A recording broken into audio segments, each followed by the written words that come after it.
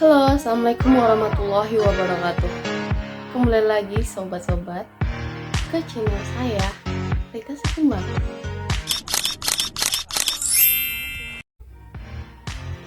Kali ini saya akan memaparkan hasil dari tugas saya dari mata kuliah pengembangan bahan ajar, yaitu tentang KD 32, kompetensi dasar intelektual atau pengetahuan.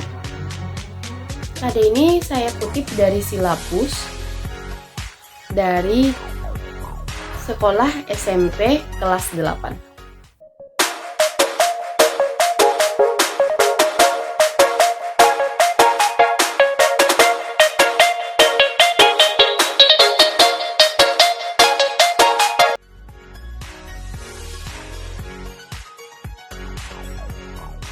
Kedaulatan negara.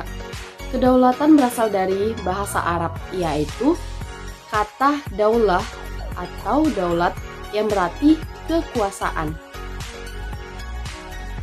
Jadi kedaulatan adalah kekuasaan tertinggi dalam suatu negara. Dengan demikian, negara yang berkedaulatan dapat diartikan sebagai negara yang memiliki kekuasaan tertinggi baik ke dalam maupun keluar. Lanjut, kita akan ke sifat-sifat kedaulatan. Di sini dijelaskan ada 4 sifat-sifat dari kedaulatan tersebut. Yang pertama, permanen. Di mana permanen berarti kedaulatan tetap ada selama negara itu berdiri. Lalu, asli.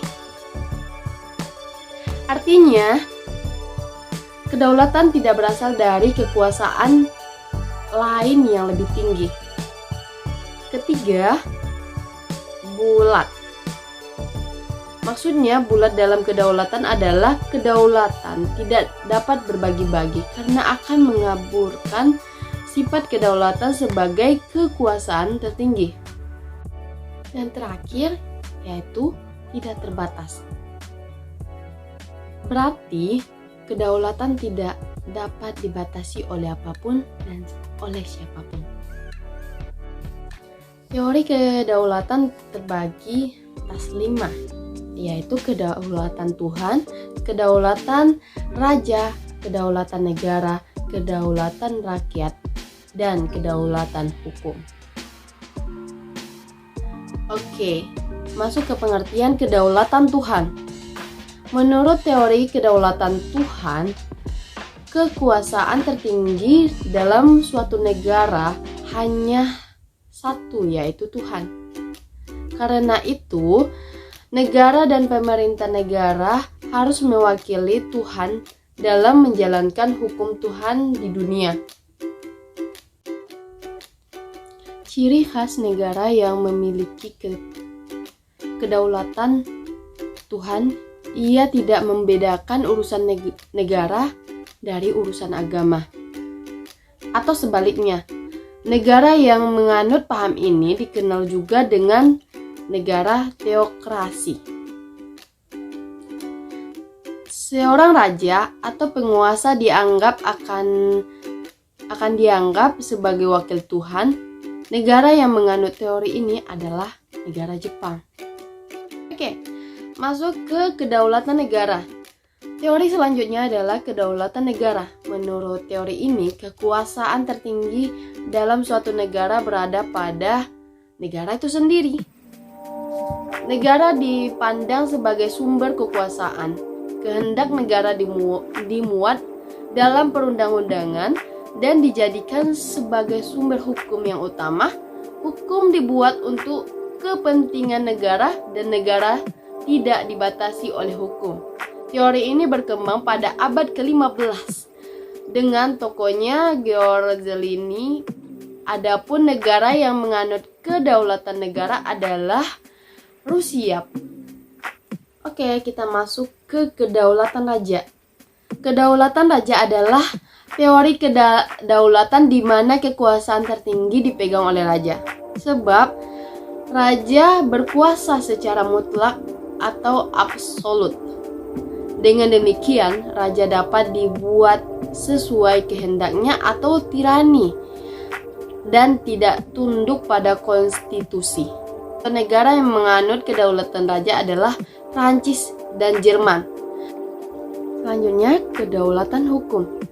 Kemudian terdapat pula kedaulatan hukum. Kedaulatan hukum artinya kekuasaan tertinggi dalam suatu negara adalah hukum. Oleh karena itu, negara, pemerintah, pengadilan, dan rakyat seluruh harus tunduk pada hukum. Pemegang kekuasaan atau penyelenggara negara harus tunduk sepenuhnya kepada hukum. Lanjut, yaitu kedaulatan rakyat. Menurut teori ini, kedaulatan berada di tangan rakyat dan negara menempatkan rakyat pada kedaulatan tertinggi. Rakyat menentukan jalannya pemerintahan sehingga peranan rakyat tidak dapat diabaikan. Oleh karena itu, penyelenggaraan harus bertanggung jawab kepada rakyat. Indonesia adalah salah satu negara yang menerapkan kedaulatan ini, yaitu demokrasi sendiri.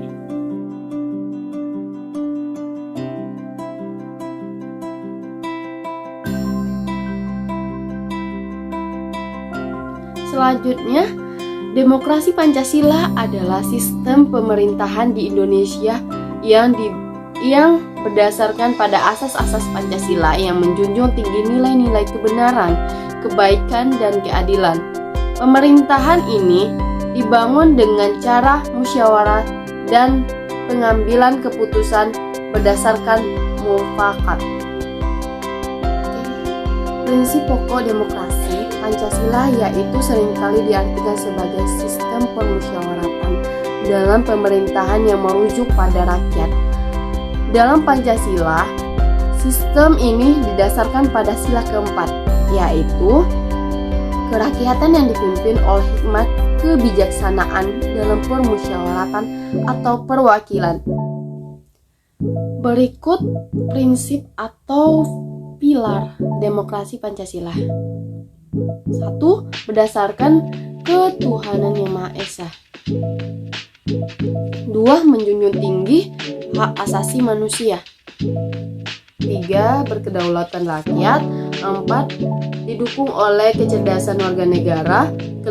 Menganut sistem pembagian kekuasaan. 6. Penerapan prinsip rule of law. 7. Menjamin otonomi daerah. 8. Berkeadilan sosial.